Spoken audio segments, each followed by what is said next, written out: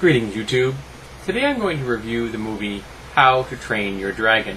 My wife and I caught a showing last weekend at the cheap theater.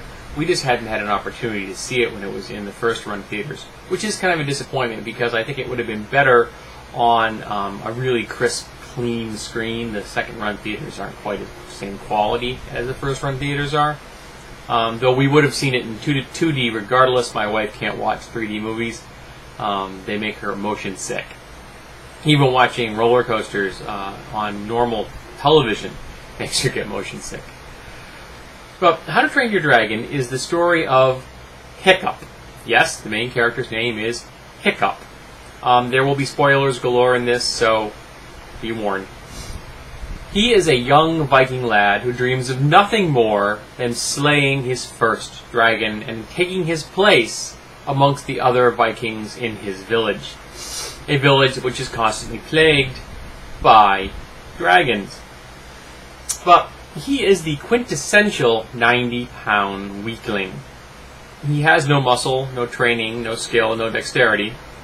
But what he does have is smarts. So he's trying to find a technical solution to the whole dragon slaying problem. And one of his inventions he's come up with, which is a device that fires a giant bolo, which is a cord with weights at the end, which spins to wrap around objects. He's created a very large one that you aim and fire like a large shotgun. He is in essence the Sam Colt of the Viking world, looking for his peacemaker, his equalizer. So one night during an attack, he takes a shot at what he thinks is a dragon, and he thinks he hits the dragon, but he can't get anyone to believe him because, well, he's Hiccup, the eternal failure, the eternal screw-up. It doesn't help that the person he's trying to impress the most, his father, is also Stoic, the village chieftain. So he has some very big shoes to fill, very high aspirations, and he always falls short. The next day, Hiccup follows the trail of destruction, which makes him think, maybe I did bag something, and discovers that he did in fact catch a dragon. And not just any dragon, but the rarest and most deadly dragon that the Vikings have ever known. But when Hiccup is looking right in the eye of that dragon, and the dragon is lying there helpless, he has an epiphany. He has a moment of clarity where he achieves empathy and compassion. And that is where our story really begins. Because that's what this whole movie's about. It's about what I discussed the other day. It's about piercing the veil of ignorance. It's about seeing yourself in the other. Now, this isn't an original story. Prior to this film, I would have said my favorite version of it would have been the Lou Gossett Jr. movie Enemy Mine, which is a wonderful science fiction film where Lou Gossett Jr. plays a really great alien. But that has been knocked from its perch because How to Train Your Dragon is a superior film. The animation is beautiful. The voice acting is well done. The village has a wonderful feel and style to it. It's just a visual, fun ride, and I can see why the 3D would be good because there's a lot of flight involved in the film, and that would probably look very cool in 3D.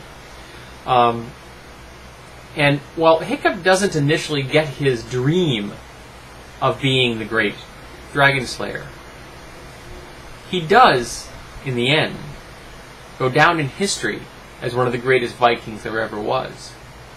Because he is, in many ways, destined for Valhalla, no matter what. Now, one of the things that my wife and I are both confused by is that all of the adults in this movie, all the adult Vikings in the film, have Scottish accents. Not Norse, Scandinavian accents, Scottish accents. It's our opinion that every single foreign country in the world is either populated by Scots or Irish. Because every movie we've seen in the last year that has foreign nations has them with either Scottish or Irish accents. But the really strange thing is that all of the kids in the movie, all of Hiccup's peers and Hiccup himself, don't have Scottish accents.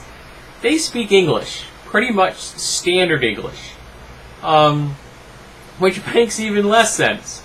So I'm not really sure why they chose to do that. Maybe it was a mix of the actors they got. But I mean, Colin Ferguson's in this as one of the main Viking characters, and that makes sense for him because, you know, he's Scottish. But I imagine most people that do voice work can do an accent of any kind you want. So I don't quite get why they did this, but they did. You'll enjoy the different kinds of dragons in this movie. You'll enjoy the different fighting and training methods they use. And you'll finally get to enjoy what happens when Hiccup decides, I'm going to try to train my dragon. And the fact that he finds out that it's not so much a dragon as his seed, but a dragon as his partner. And that's important to this film. That they take the risks and rewards together. That he's willing to lay his life down for someone that he thought he wanted nothing more than to slay.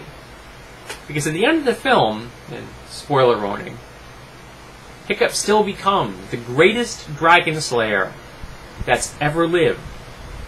And he will go down in history forever.